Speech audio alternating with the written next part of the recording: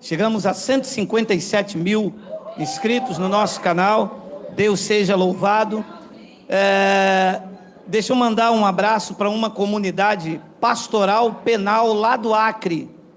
Dona Maria Antônia e seu Joséfo, que nesses dias de pandemia, impedidos de fazer o serviço da pastoral penal católica, há 3 meses acharam o nosso canal e todos os domingos se reúnem com os irmãos da pastoral penal para ouvir as nossas mensagens. Sejam muito bem-vindos, me sinto honrado, me sinto feliz em agora fazer parte, junto com vocês, deste Evangelho da Graça de Cristo. Bom, o tema da nossa mensagem é ignorância espiritual e a dureza do coração.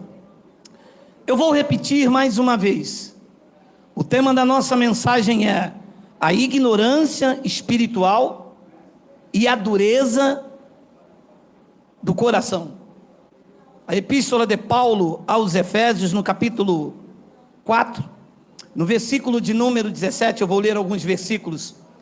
Isto, portanto, digo, disse Paulo aos irmãos em Éfeso, e no Senhor testifico, que não mais andeis como também andam os gentios, os outros gentios.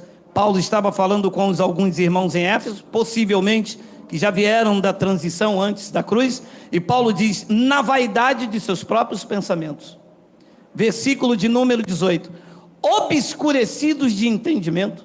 Olha como que andavam os outros gentios, alheios à vida de Deus por causa da ignorância em que vive, pela dureza do seu coração. Deixa eu ler um versículo, porque tem uma vírgula para não ficar solto. Os quais, tendo se tornado insensíveis, se entregaram à dissolução para com avidez cometerem toda sorte de impureza. 20. Mas não foi assim que aprendestes a Cristo. 21. Vou ler até o 24, Miguel. Se é que de fato os tendes ouvidos, e nele, em Cristo, fostes instruídos, segundo é a verdade em Jesus. 22. No sentido de quanto ao trato passado, vos despojeis do velho homem que se corrompe segundo as concupiscências do engano. 23. E vos renoveis no espírito do vosso entendimento. 24. E vos revistais do novo homem, criado segundo Deus em justiça, retidão e procedentes da verdade. Vamos fazer uma breve confissão. Senhor e Cristo, eu te louvo e te exalto pelos seus grandes feitos. Esta é uma manhã de revelação da tua palavra, do Evangelho do Cristo ressuscitado. E segundo este Evangelho, nós queremos crescer um pouco mais, sair da ignorância espiritual e deixar se quebrantar com este coração endurecido dos outros gentios que não conhecem a graça de Deus. É preciso, Pai, que tu me uses, porque eu vou usar a tua palavra. E todo o povo aqui, e aí pelo YouTube, digam amém. Amém. Durante anos da minha vida, eu fui um evangélico, já disse isso para vocês. Fui evangélico há até 12 anos atrás. E quando nós falamos do Evangelho de Cristo, as pessoas reagem energicamente, me perguntando por que eu deixei de ser evangélico e, consequentemente, vocês e os 157 mil também. Porque o evangélico não serve a Cristo. Como não? Claro que não. Quem serve a Cristo é o cristão. O evangélico segue a ritos, a dogmas, a convenções, a estatuto. O evangélico, ele segue o pastor e seus scripts. O cristão segue a sã doutrina, o evangelho revelado a Paulo, respeitando o contexto histórico, a ação verbal e o contexto cultural. Este é o cristão. O evangélico, ele obedece o pastor, A campanha tem na doutrina de Paulo? E o evangélico faz campanha? Você já fez campanha? Você faz hoje? Claro, você deixou de ser um evangélico. Você nunca questionou. Você entrava numa igreja como você queria resolver os seus problemas. Você seguia o que o pastor mandava. E o pastor dizia, não, eles estão fazendo por fé. Não. Eles não estão fazendo por fé. Eles estão sendo induzidos pelo seu entendimento a praticar aquilo que Cristo não mandou. Então é uma ignorância uma pessoa colocar uma porta aqui e falar, Jesus é a porta, passa por ela. Você já viu alguns lugares que fazem isso? Lá se dizia que eram cristãos ou que eram evangélicos? Então, é o evangélico que faz essas coisas. Você já viu alguém amarrar uma fita, beber um copo d'água depois da oração? Já viu? E lá se dizia que era cristão ou era evangélico? Claro que é o evangélico que faz isso. Claro, existem outros segmentos que fazem, mas não em nome de Deus. Eu andava com um olho de boi, botava o olho de boi dentro do copo d'água. Quando eu ia jogar meu carteado, eu botava as cartas debaixo de uma vela, deixava pingar a vela lá, e quando a carta que mais pingava era aquela que eu ia jogar. Era um jogo chamado Ronda. Então no jogo de Ronda, todas as vezes que caía aquela carta que a vela pingou, mais vezes eu depositava todo o meu dinheiro. Mas eu não fazia isso em nome de Cristo. Agora, quando eu entrei para dentro da igreja evangélica, foi que eu aprendi todas essas manobras em nome de Cristo. E não adianta, porque eu vou falar mesmo. Tem alguém aí, Mateus? Tem dois. Não vai sair da sala não, vai ficar aí, que é hoje. É hoje. Vamos ler. Coloca para mim, por favor. O versículo 17 já está aí. Isto, portanto, digo, e no Senhor testifico, que não mais andeis como andam os gentios, na vaidade dos seus próprios pensamentos. Versículo 18. Obscurecidos de entendimento, alheios à vida de Deus por causa da ignorância em que vive, pela dureza do seu coração. Eu quero trabalhar esta palavra aqui. Obscurecido de entendimento, alheios à vida de Deus por causa da ignorância em que vive. Esse é o tema, ignorância espiritual. Eu vivi durante anos da minha vida numa ignorância espiritual terrível, a começar pelo dízimo que eu era obrigado a dar todo o primeiro domingo de cada mês, e eles escolhiam o tal da Santa Ceia. Que não é ceia, é Páscoa. Deixe-me abrir um parênteses. A Páscoa não é uma festa cristã. A Páscoa é uma celebração judaica. Está em Êxodo, capítulo de número 12. Paulo escreveu aos Coríntios, no capítulo, segunda epístola de Paulo aos Coríntios, no capítulo 5, versículo 10, que Cristo, o nosso Cordeiro Pascual, já havia sido imolado. A nossa Páscoa é Cristo em nós. Não tem nada a ver com a celebração dos judeus. Nós não somos como Moisés. A Páscoa, alô? A Páscoa, a celebração da Páscoa, não é uma ordenança para os cristãos. A Páscoa era uma ordenança para os judeus. E Cristo, quando subiu ao madeiro, tudo o que era ordenança para a igreja, ele rasgou. Você sabia disso? Vamos lembrar mais uma vez? Colossenses capítulo 2, versículo de número 13. Não vai sair ninguém. Está fechado aí? Bota aí uns 8. Não, nem coloca. Olha lá. Colossenses 2,13. E a vós outros, que estáveis mortos pelas vossas transgressões e pela incircuncisão da vossa carne, vos deu vida juntamente com ele, perdoando alguns dos outros pecados. Os outros a água tira. Todos querem dizer quantos? Todos. Versículo de número 14. tendo cancelado o escrito de dívida. Cancelou o escrito de dívida ou não cancelou? Ali diz que cancelou. Quem aqui está devendo alguma coisa a Deus, diga amém. Ninguém. Gente, que local abençoado. Ninguém deve nada a Deus. Estão livres. Glória a Deus.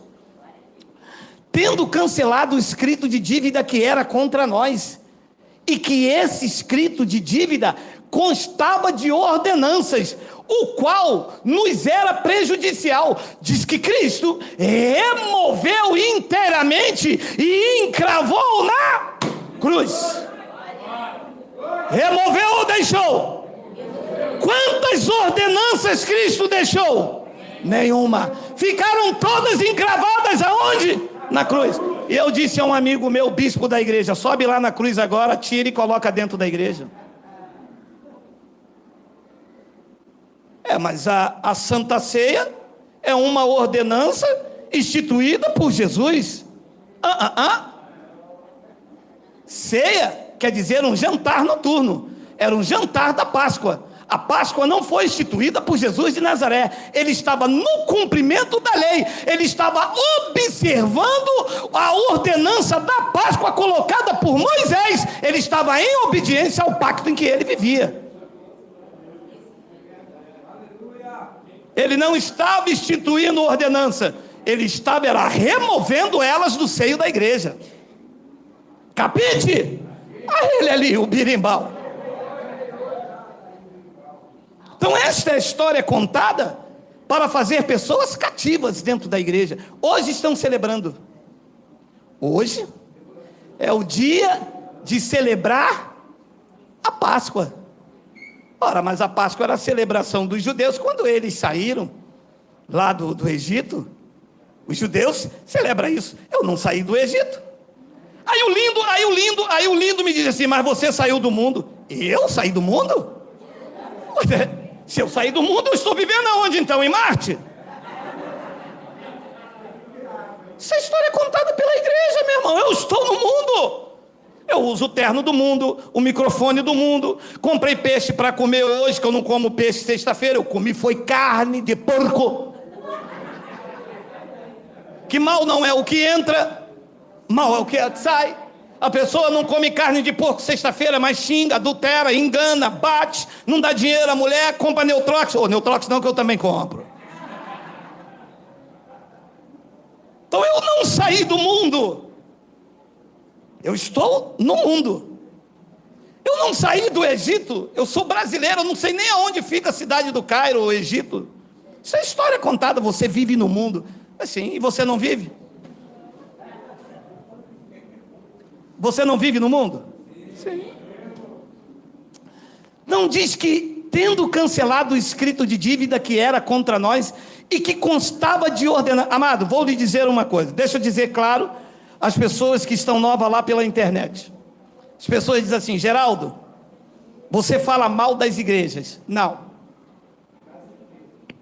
Eu falo mal das empresas em nome de Deus. Falo mal do acharcamento. Falo mal do toma lá da cá, da barganha, da manobra, da mentira espiritual. Porque igreja não são prédios. Igreja são vidas. Nós não estamos na igreja, nós estamos reunidos como igreja. Esta reunião pode acontecer na rua, na chuva, na fazenda. Ualá! Isto não é igreja, são paredes. Ele cansou disto. A referência era o templo lá em Jerusalém, e ele profetizou na sua mensagem escatológica. Ele disse: olha, isso aqui, Pedro, isso não vai ficar pedra sobre pedra. Pedro gelou. Apóstolo. Ia no templo Formosa, lá ele fazia os seus milagres. A referência de Pedro, João e dos apóstolos, que ia cair tudo aquilo, a referência deles perderam. Hoje, quando a gente prega dizendo que os templos aí não são igreja, que igrejas são vidas, eles vêm para cima de mim, como diz o meu sobrinho, com força. Por quê? Porque seus templos são as suas referências, são a casa de Deus, são um santuário. Ei, mas Deus não habita em santuário feito por mãos de homens. Habita? Não habita. Se Deus não habita em santuários feitos por mão de homens, Deus habita onde você pode dar um brado e dizer: em mim, você pode dizer isso, você tem fé para dizer isso, você tem peito para dizer isso, você tem ousadia de Deus para dizer que Deus habita em você. Diga glória a Deus, glória a Deus.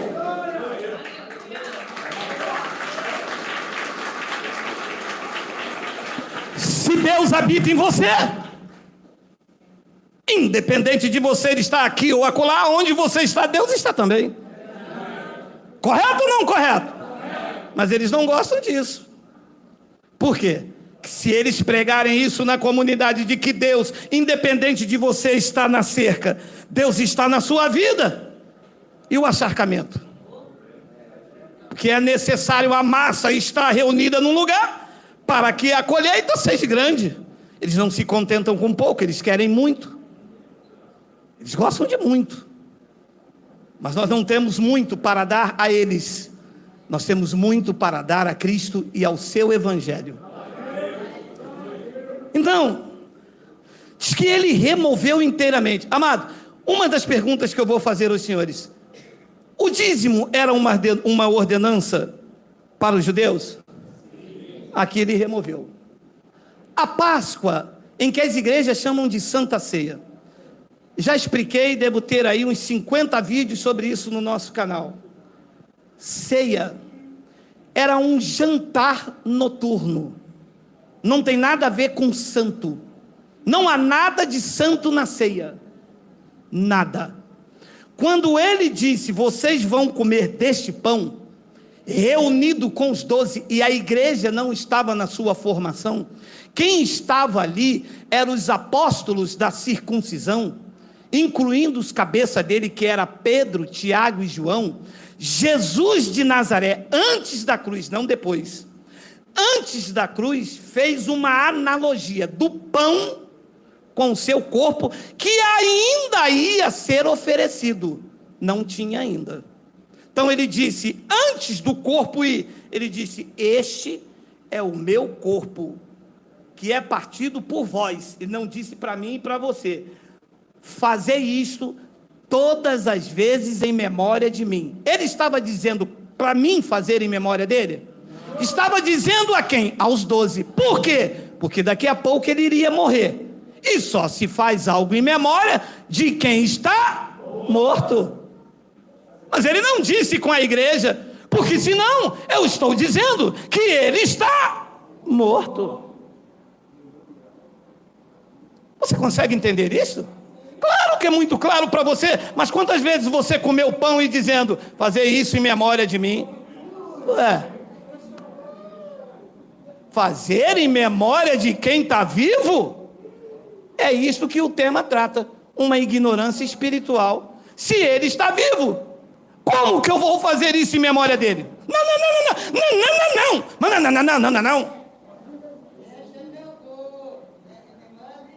Só se faz isso em memória de morto. E quando ele disse isso, dali a pouco ele iria morrer. E a celebração da Páscoa continuou na sexta, e ele morto. Continuou no sábado, e ele morto. Mas no domingo de manhã, ele voltou! Diga glória a Deus!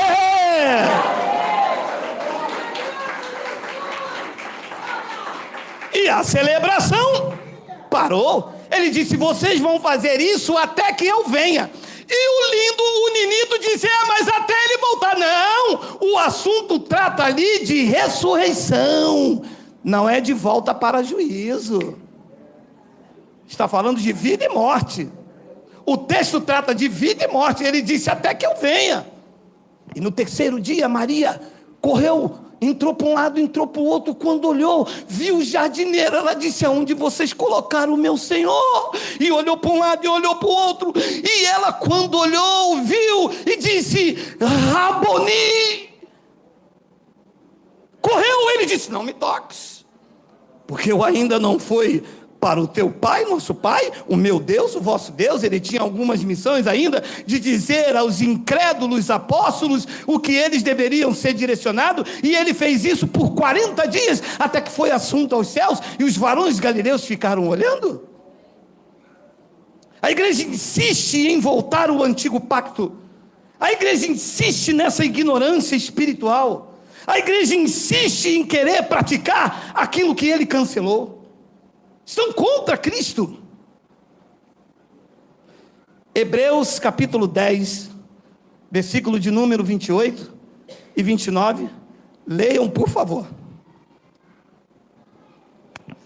Sem misericórdia, morre pelo depoimento de 2 ou 3 testemunhas quem tiver rejeitado a lei de Moisés.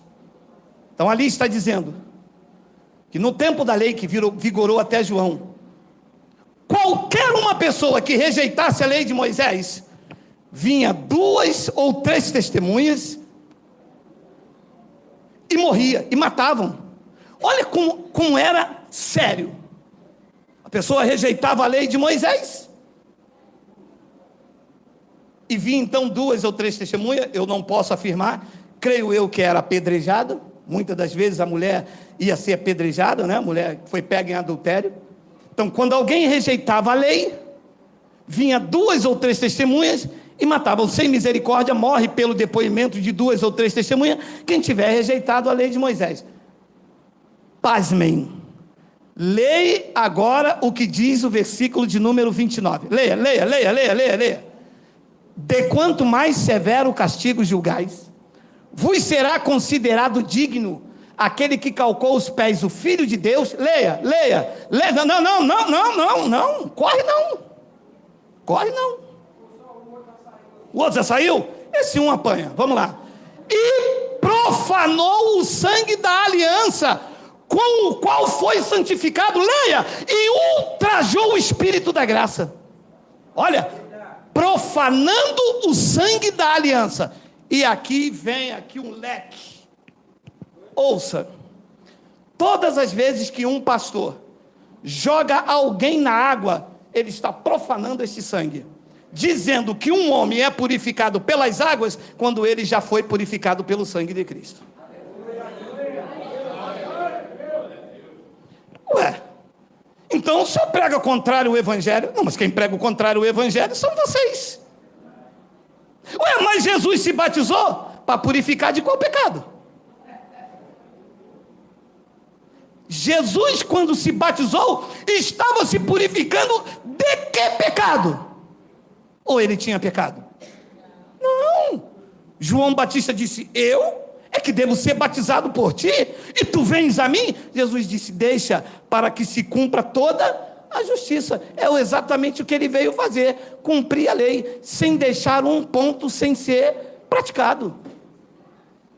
Então, como é que eu vou purificar alguém esta manhã, trazê-lo até aqui e dizer: você agora, depois que eu, Geraldo, te batizar, você é nova criatura, se um homem não pode fazer outra criatura?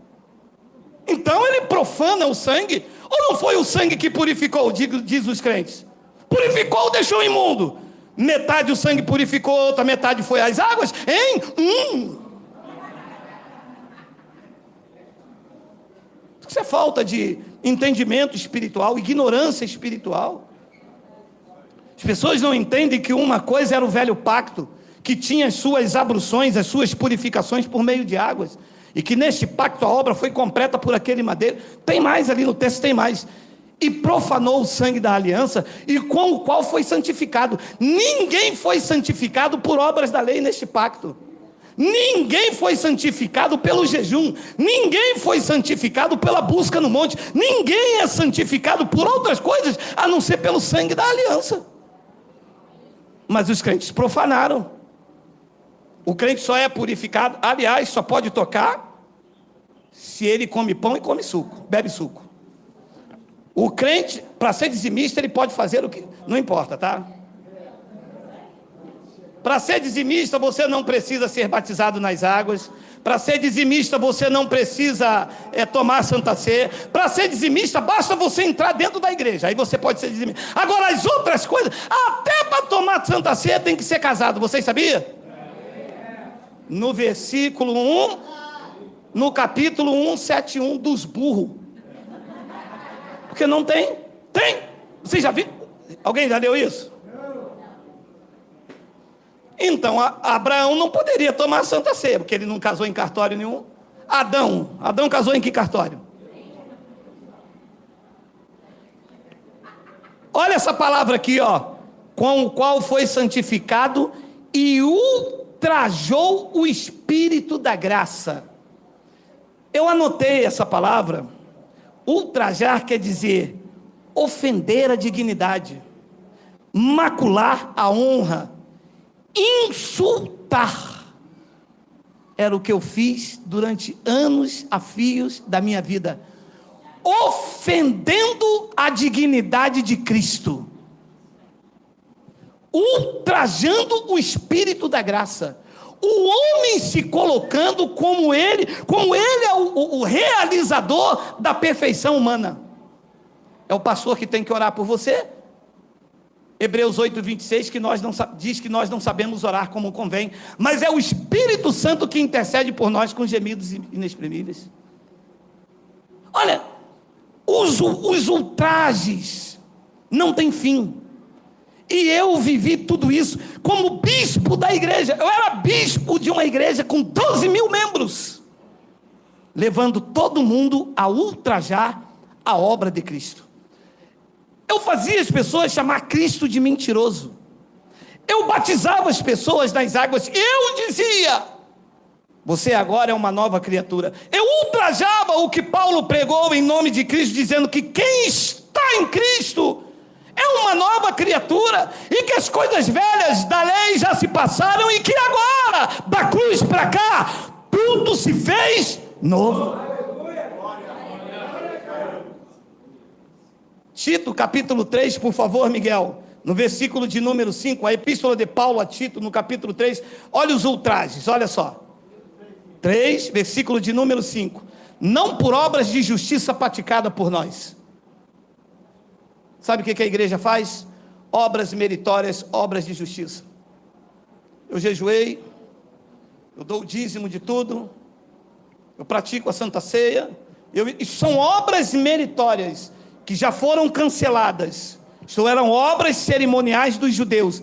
Aliás, quem disse isso era o fariseu, o ferrenho seguidor da lei de Moisés, quando subiu ele e um publicano, um gentio.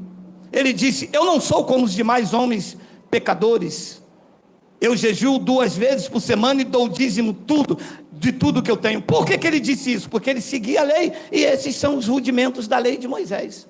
Leia, para depois eles dizerem que é Geraldo. Leia: não por obras de justiça praticada por nós, mas segundo a sua misericórdia, ele nos salvará.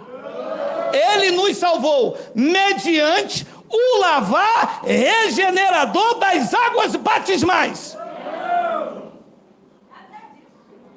Ali está escrito que ele nos salvou mediante o lavar regenerador e renovador do Espírito Santo. A pergunta é: regenerou ou não regenerou? Renovou ou não renovou? Lavou ou não lavou? As águas do rio Guandu, cheio de cloriformes fecais, vai lavar o quê? Então, se esse lavar regenerador e renovador do Espírito Santo não serve na tua vida, o que se fazem dentro da igreja é um ultraje ao Espírito Santo, é uma afronta, é ofender a honra, é macular. Depois ele diz no versículo de número 6, que ele aqui não é o pastor da igreja, tá? É que a sociedade bíblica do Brasil é tão analfabeto como eu, que só tenho a 4ª série. Ele aqui é o Espírito Santo, deveria ser com E maiúsculo. Que ele, sim ou não? Sim. Ah, titia Amélia, quanto tempo a gente não se vê. Ela que me ensinou. que Ele derramou sobre nós ricamente por meio de Jesus Cristo, nosso Salvador. 7, a fim de que justificados por graça, segura, há alguma culpa em você? Aqui diz que você foi justificado. Foi justificado por quê? Pelas tuas obras ou pelas obras dele naquela cruz? Pelas obras dele. O que a igreja faz?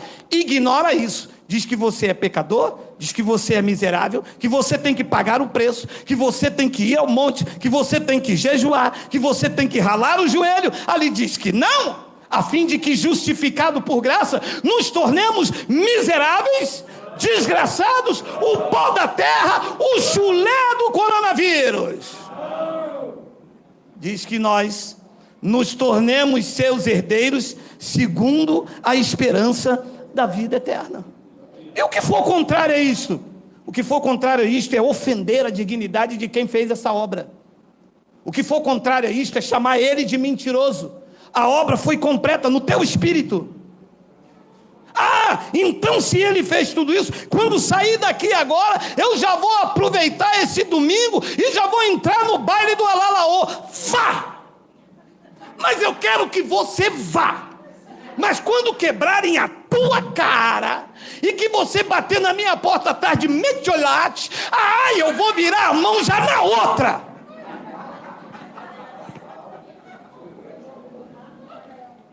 Aprenda, abençoado. Tudo que Cristo fez veio trazer uma liberdade da obrigação da lei cerimonial. No espírito você está perfeito. Não é para você viver uma vida de devassidão. Não é para você viver uma vida de libertinagem. O evangelho apresentado por Cristo é um evangelho de restauração, de regeneração, de renovação no teu espírito, que deve refletir na tua vida e no teu proceder no cotidiano, com as pessoas que te encontrarem, e ver a luz de Cristo que está dentro de você e que exala como bom perfume. Não é para você pegar esta informação e viver na devassidão, na carnalidade. Liberdade sim, libertinagem não. Que as pessoas pegam esta informação e dizem: Cristo já fez tudo?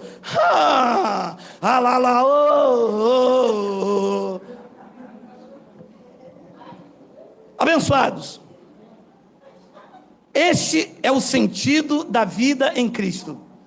Entender perfeitamente que a sua obra já foi feita. Eu tenho sobre este assunto da Santa Ceia, eu devo ter aí uns 50 vídeos.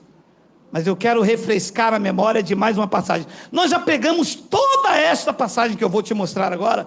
Nós já falamos disso, já brigamos, já falamos 50 vídeos só desse assunto. Eu quero refrescar a tua memória com este versículo. 1 de Coríntios 11, 25 e 26. Miguel, volta aí, deixa eu ver se é o versículo. Pode ser. Pode ser aí. Porque ao comerdes, vocês já viram, nós temos 50 vídeos falando sobre isso. Paulo estava admoestando aos coríntios que estava praticando o mitraísmo, que era um deus grego, que nasceu também no dia 25 de dezembro, que tinha toda esta cultura de fazer uma festa. Era o mitraísmo. Paulo estava repreendendo aos gentios que o que eles estavam fazendo não era o jantar da Páscoa feita por Jesus de Nazaré. O que eles estavam fazendo era um ritual pagão do mitraísmo dentro da comunidade dos coríntios. Isto não aconteceu na Galácia, isto não aconteceu em Éfeso, isto não aconteceu em nenhuma outra comunidade. Preste atenção na sabedoria que vocês já exercitam. Quando Paulo escreve esta carta aos Coríntios, ele não escreveu este mesmo assunto aos Efésios. Por quê? Porque este era um problema a ser corrigido aqui. Quando Paulo escreve uma carta aos Colossos, ele não está escrevendo ao mesmo assunto aos Gálatas, porque a carta aos Colossos era um assunto a ser tratado em Colosso. Olha aí, como é que chegou até aqui? Porque Roma que fez a fofoca. Quem foi que colocou tudo aqui? Roma. Ocultou algumas. Aqui não tem o Apocalipse de Pedro. Aqui não tem o Apocalipse de Paulo. Aqui não tem o Apocalipse de Moisés. Tiraram alguns livros que eles decidiram que era apócrifo. Não perguntou nem a mim nem a você se era ou não era. Perguntou? Então foi Roma que decidiu.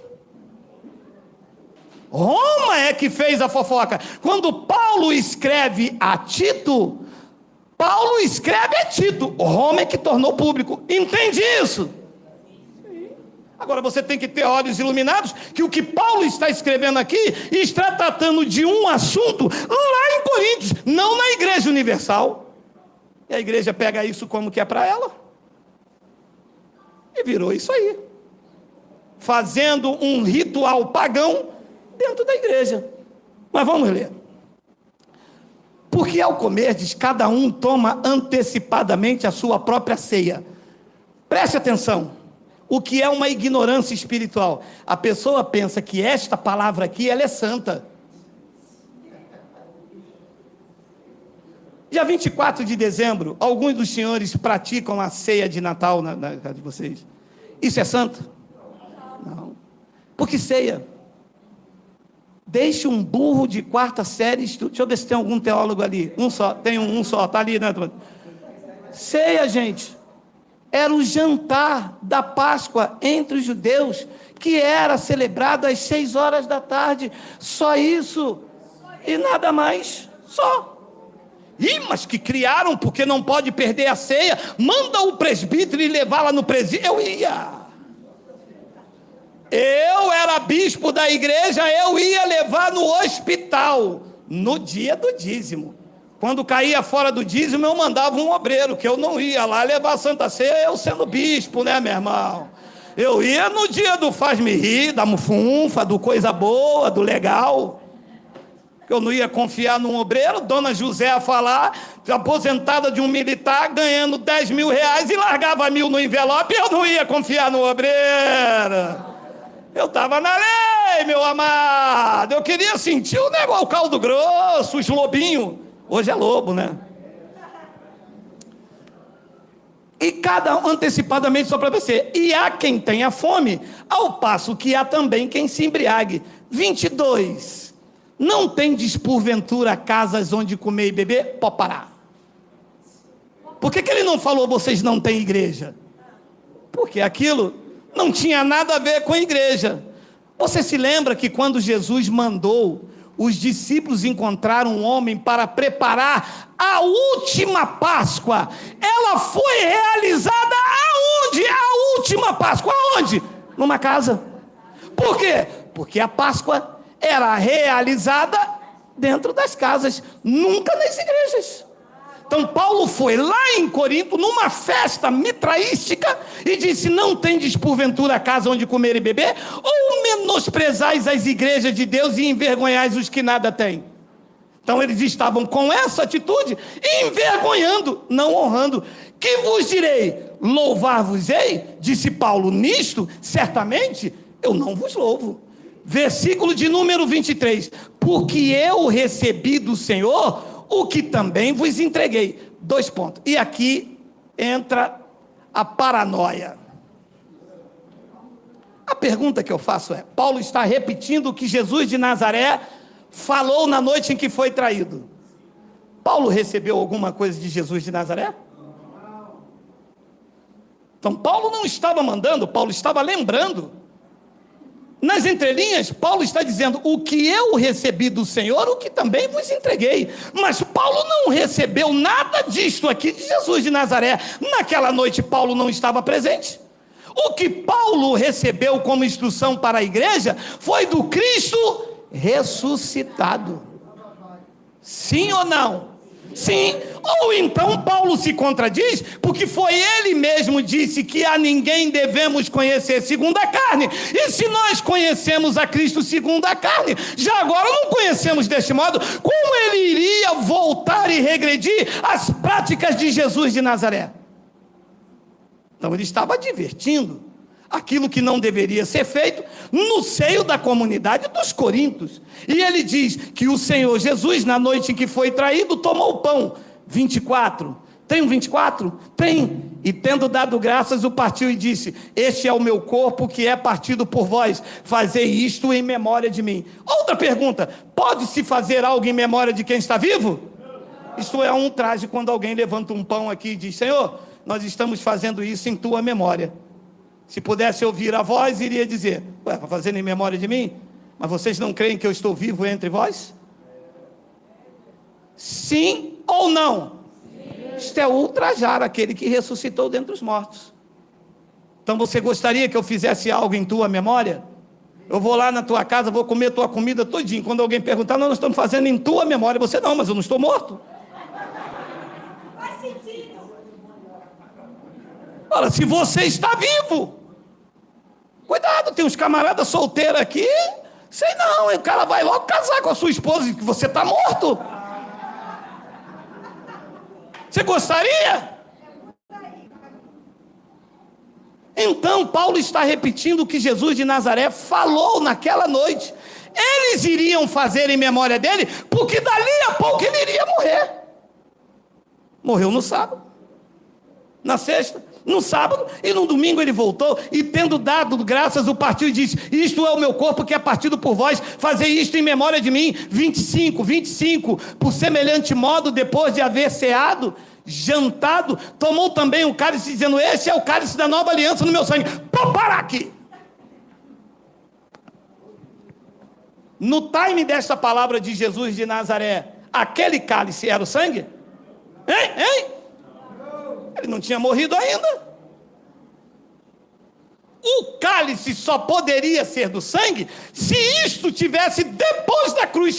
Antes era uma sombra, estava mostrando aquilo que ainda iria acontecer. Como o sangue não estava derramado, ele usou o vinho, o suco da vide, para representar o que iria acontecer. Era a sombra, não o real. Entende? Sim. Se ele estivesse depois da cruz, ele dizia: este sangue é o cálice da nova aliança. Antes da cruz era a sombra, que as igrejas continuam repetindo. Como, meu irmão, que eu vou pegar um suco aqui e vou dizer: isto é o sangue de Cristo? A verdade é o sangue de Cristo?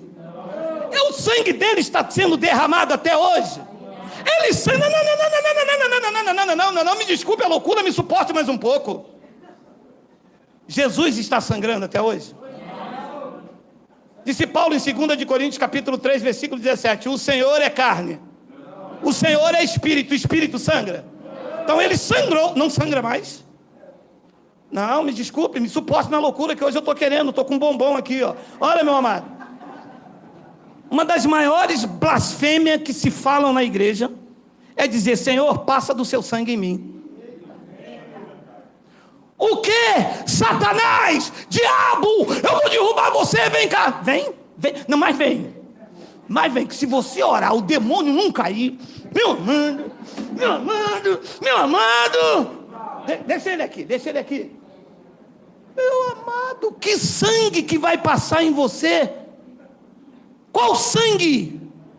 Tem uma cruz aqui ainda, o sangue descendo? Tem. Não tem. Como que, Senhor, passa do seu sangue na minha vida? Então você está crucificando de novo o Filho de Deus para você? Então todo o sofrimento que ele passou, a humilhação, tem que ser, ele vai vir, para passar o teu sangue? Espera aí, deixa eu me revestir de carne de novo, deixa eu subir na cruz de novo, vai, enfia o prego, vai. Pronto, agora o sangue está descendo, passa na tua vida. Não tem isso. Já foi. Já valeu, tirou a transgressão, cancelou o escrito de dívida, apresentou um povo zeloso, especial e de boas obras a ele mesmo.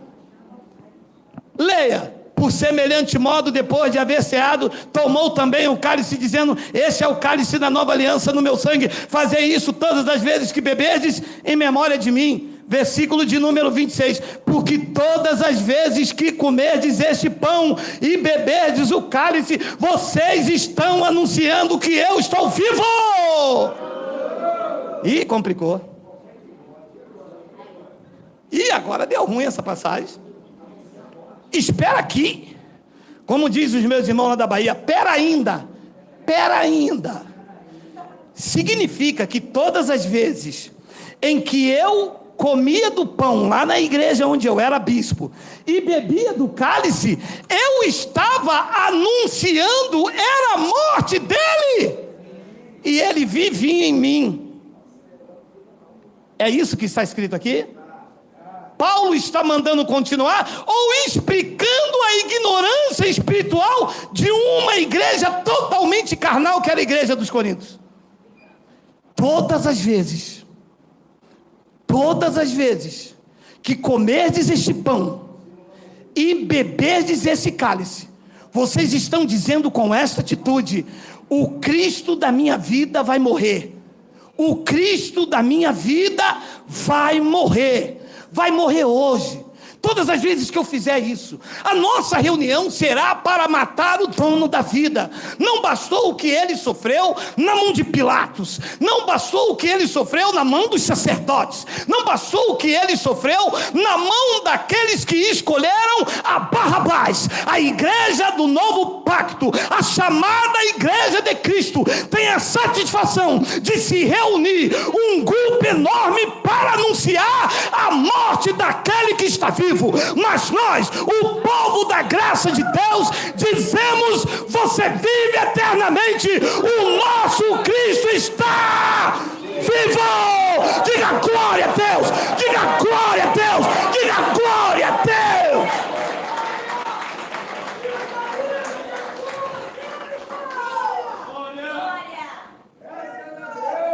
E eu dizia: todos pegaram o elemento? E alguns elementos entre nós diziam: isso não faz sentido. E alguns irmãos me divertiam e diziam: Bispo Geraldo, mas se a igreja é espiritual, se o reino é espiritual, se o reino não é comida e nem bebida, para que comer pão e suco? Por que fazer do encontro da igreja um momento de comer e beber, se o nosso alimento é espiritual? E eu aqui tinha que achar uma resposta, porque aqui dentro eu queria fazer isto, porque nesse dia a igreja ficava abarrotada, e os cofres enchiam e entulhavam, e eu dizia: Jesus mandou, reclama com ele, ele mandou comer da carne e do seu sangue. E o irmão dizia: sim, Geraldo, mas ele mandou comer a carne e beber o sangue, ele não disse para comer o pão e beber o suco. E eu dizia: isto é mistério. Se fosse para você pregar, Deus não tinha colocado a mim. Você quer passar na minha frente? Quem é o bispo, quem é a ovelha? Irmão, tá de disciplina. Abençoados. Quando ele disse: o verdadeiro pão quem vos dá é meu Pai, o meu pão é a minha carne que eu darei em benefício do mundo. Quando é que nós comemos da sua carne e bebemos do seu sangue? Quando ele foi naquele madeiro, e ele levou a mão para um lado, levou a mão para o outro, e Yahshua disse: está consumado. Ali nós estávamos comendo da sua carne e bebendo do seu sangue. E podemos afirmar, como Paulo afirmou: não vivo eu, mas Cristo vive em mim. Você recebe isso? Diga, por favor, glória a Deus.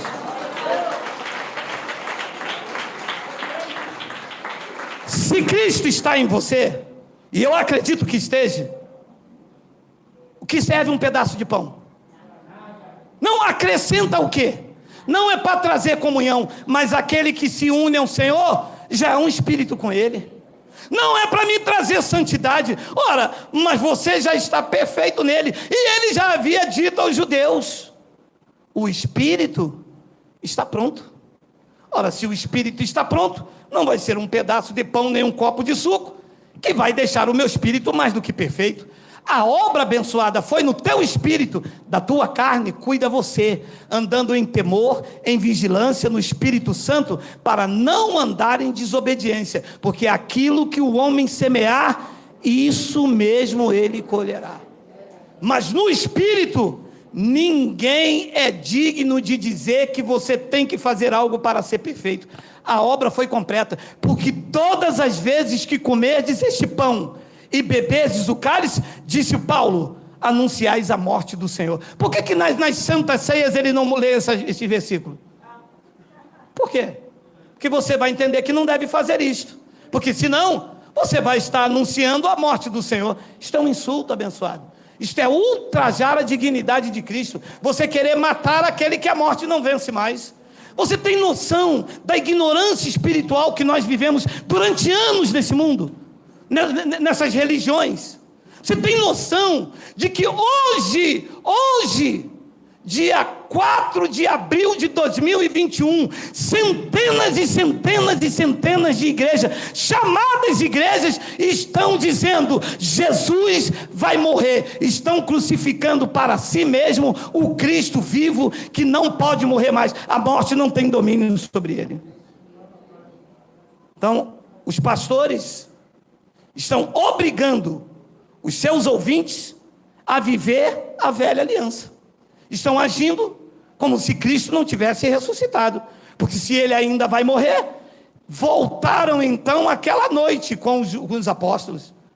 Se ele vai morrer, porque se você anuncia a morte, quer dizer que ele ainda vai morrer. Se ele ainda vai morrer, então ele não ressuscitou. Se ele não ressuscitou, todos estão debaixo dos seus pecados, e nós estamos aqui contra Deus, dizendo que ele vive, que ele ressuscita, quando os crentes querem matar ele numa reunião da chamada Santa Ceia, que na verdade é um ritual dentro das igrejas de comida e bebida. Hebreus capítulo de número 8, versículo de número 6 ao 3, leia por favor. Agora, disse Paulo da cruz para cá, com efeito, obteve Jesus ministério tanto mais excelente, quanto é ele também mediador de superior aliança, instituída com base em superiores promessas. Porque se aquela primeira aliança tivesse sido sem defeito, de maneira alguma estaria sendo buscado um lugar para a segunda.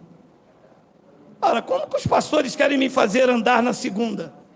Cheio de ordenanças, de mandamentos, de rituais, de pagar preço, de dízimo, de jejum, de todas essas parafernálias da lei. Olha, aqui diz, se aquela primeira aliança tivesse sido sem defeito, de maneira alguma teria sido buscado um lugar para a segunda. Então ficava a primeira lá mesmo. Correto? Correto. Para que ele trouxe a primeira se os crentes não vivem?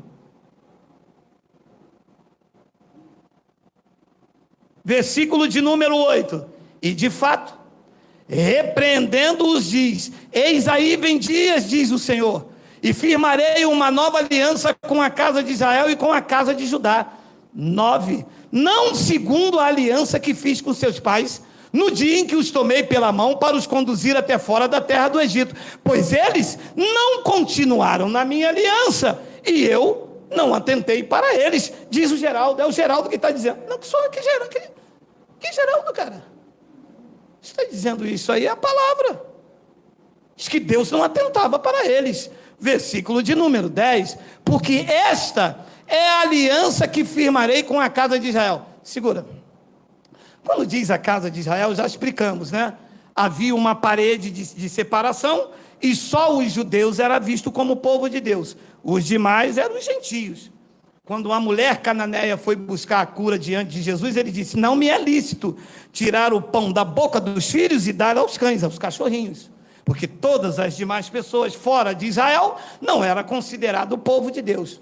Mas com o sacrifício de Cristo, ele fez um povo só, a Israel de Deus. Judeus e gentios agora são um povo só a nível espiritual. Na carne continuamos cada um tendo a sua pátria, a sua nação. Então é por isso que ele diz, porque esta é a aliança que firmarei com a casa de Israel. O Israel de Deus, depois daqueles dias, diz o Senhor. Leia, na sua mente imprimirei as minhas leis. Também sobre o seu coração as escrevereis. E eu serei o seu Deus, e eles serão o meu povo. É igual à antiga aliança, ou agora é graça na mente e no coração? Graça na mente e no coração. Não tem nada a ver com práticas exteriores. Deus disse, não, A aliança que eu vou fazer com vocês daqui para frente não é igual a que eu fiz lá atrás. A aliança agora eu vou colocar na sua mente, eu imprimirei as minhas leis e também sobre o seu coração escrevereis. 11, tem 11.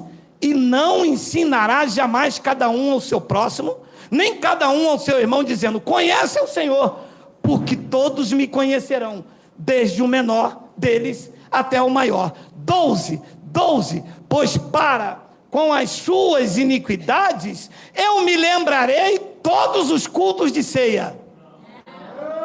Quem disse que não? Vai lá. Quem disse aí que não? Vai lá. Aonde eu pregava, todo domingo de ceia eu vinha, antes de tomar a ceia. Alguém tem alguma coisa aqui contra o seu irmão? Meu irmão, mas vinha de 30 em 30. É porque eu tenho alguma coisa contra a missionária contra não sei quem, Agora leia isso aí. Pois para com as suas iniquidades eu usarei de sua misericórdia. Leia. E dos seus pecados. Não é possível que isso está na Bíblia. Não é possível, isso está na Bíblia. Mas os pastores não leem. Se leem, não prega. Se prega, é escondido. Quando chega essa parte, pois para com as suas iniquidades usarei do seu...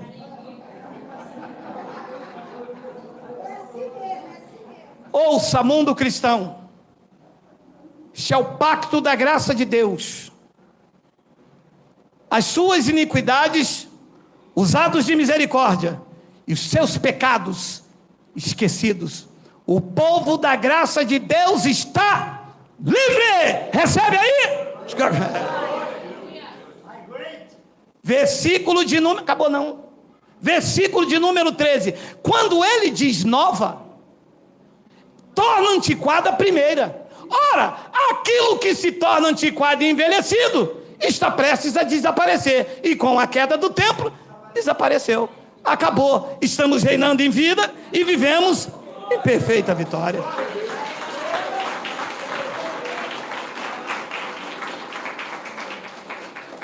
Abençoados. 5 minutos para terminar. É ruim, meu amado, aqui, ó. Bombom da graça. Abençoados. Ou vocês vivem Moisés e a lei, debaixo de sacrifício e ordenanças, ou vocês vivem Cristo e a sua graça maravilhosa. Se viverem Moisés e a lei, vocês terão que ter sacerdotes, homens representando vocês. Se vocês viverem Cristo e a graça, Cristo será o vosso pastor. Vocês viverão debaixo da misericórdia divina. Não há dedo em riste, não há culpa, porque vocês já foram inocentados, vocês já foram justificados. Se viverem debaixo da lei, vocês vão ter que oferecer os vossos sacrifícios. Vocês não terão vidas com as vossas famílias. As suas vidas serão de cativeiros. Vocês serão obrigados a frequentar esses lugares que pensam no bolso de vocês. Sem dó e sem piedade, eles vão vos escravizar. Eles vão querer saber quanto que vocês ganham. Vão exigir dízimo de vocês. Vocês terão que pagar um preço que Cristo já pagou gratuitamente. Mas se vocês viverem debaixo da graça divina, a família de vocês serão prioridades. Vocês andarão seguros, tranquilos e sem temor do mal. Não haverá culpa em vocês, não haverá dedo em riste, e ninguém mandará em vocês, porque de fato e de verdade, vocês encontrarão o caminho da paz, o caminho da liberdade, do triunfo, e serão conduzidos em Cristo a uma vitória sem fim, porque esta é a graça que cobre as famílias benditas do Senhor. A tua vida de volta, a tua família de volta, a tua paz de volta. Diga Abba, Pai. Diga Abba, Pai. Ou vocês vivem Moisés e a lei, ou vocês vivem Cristo e a sua graça divina. Gálatas capítulo 5, versículo de número 1 ao 4. Ele diz: foi para a liberdade, foi que Cristo nos libertou. Foi para a liberdade ou para uma vida de escravidão? Quem aqui vive a liberdade, diga glória a Deus. Eu não era liberto.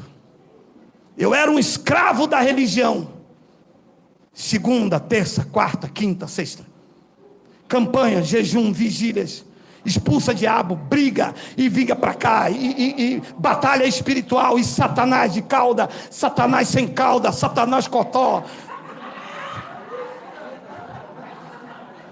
Era tanta Satanás na minha que ao invés de eu dar um glória a Deus, eu já gritava. Eu já não sabia quem era Satanás, se eu era o demônio, se eu era a pombagira.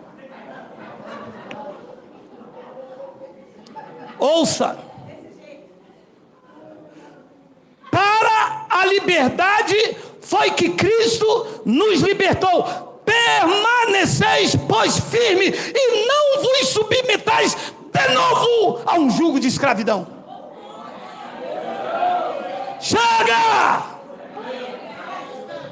Não corta o cabelo, não usa o batom, não vai ao shopping, não vai à praia, não faça isso, não faça aquilo. O que é que nós podemos fazer, pastor? Não deixar de ser batizado, não deixar de dar o dízimo, não deixar de estar no culto, porque senão é cajado, é culto de doutrina, é o banco da Dice, é o dança, é o banco da misenfia, é o dança.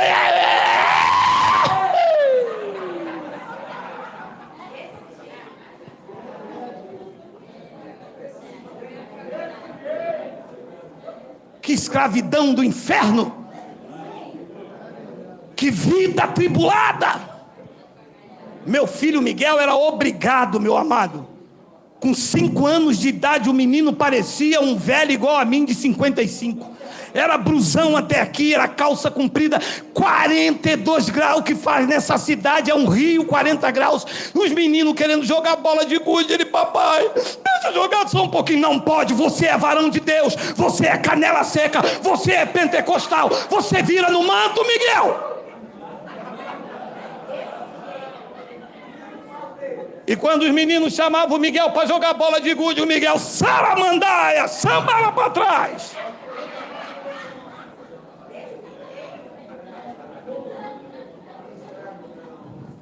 Eu destruí minha família, eu acabei com a minha paz, as minhas amizades foram todas destruídas, porque ninguém queria ficar perto de um homem maluco, aonde via Satanás pendurado na orelha das pessoas, e as pessoas diziam: Geraldo, não é Satanás, é o brinco da Mary Kay. Da Mary Kay não, qual é o nome? Nem sei, Mary Kay é batom. Minha mulher usa um Mary Queijo. Mary Queijo. Foi para a liberdade, meu irmão, que Cristo libertou vocês. Ouça, não é libertinagem. Ninguém está aqui esta manhã obrigado. Você é livre. Você está aqui, não é por causa da cerca, até porque ela não existe. Você está aqui por causa deste alimento, e que você quer mais, você quer mais, você quer mais, e não é Geraldo que tem para você, é Cristo através da sua palavra. Esta palavra faz bem a você, porque ela te mostra o caminho da liberdade. Diga glória a Deus, diga glória a Deus, diga glória, exalte, pule, cante, dance, exalte, ai, alça.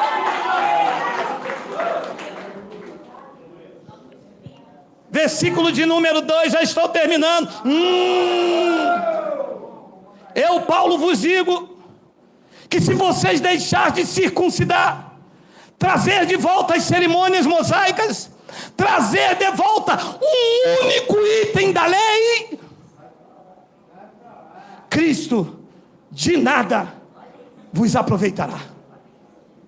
Se vocês trazerem um único elemento da lei, um pingo, um só, um remendo, uma costurada que se der no véu que foi rasgado, Paulo assume a responsabilidade e diz: eu, Paulo, vos digo.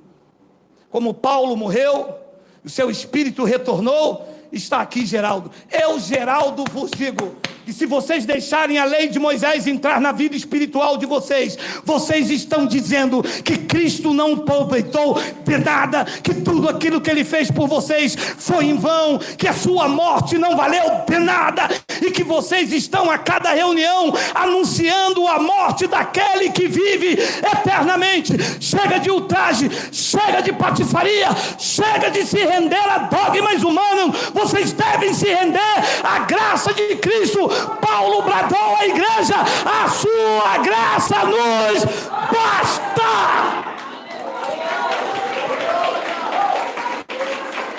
Basta ou não basta? Basta!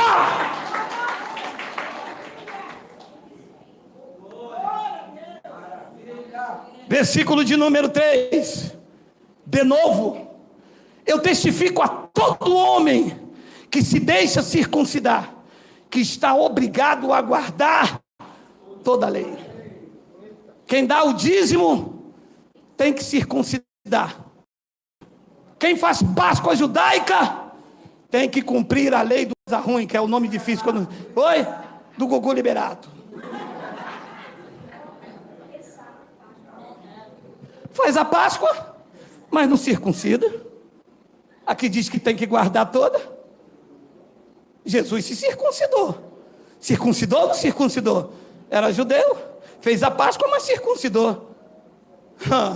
Eu que não vou circuncidar ninguém aqui, está amarrado. É ruim. Sandro vai circuncidar no domingo que vem. Tá doido?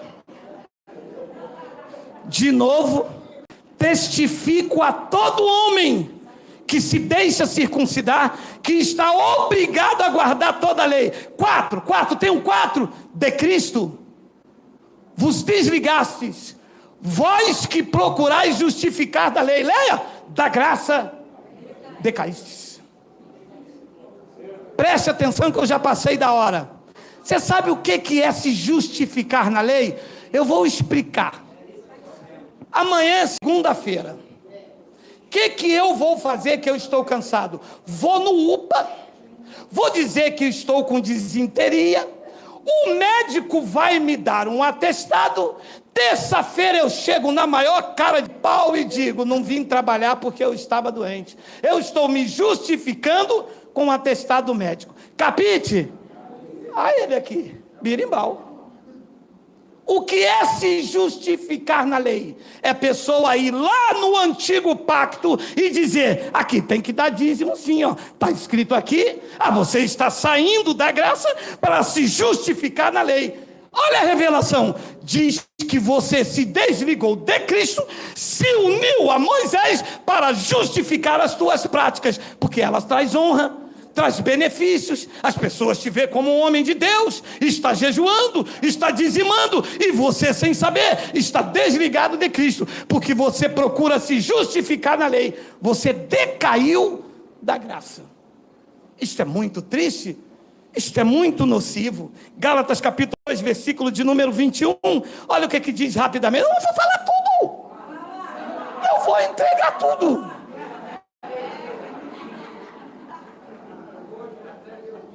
Hoje eu vou entregar tudo. Não anulo a graça de Deus.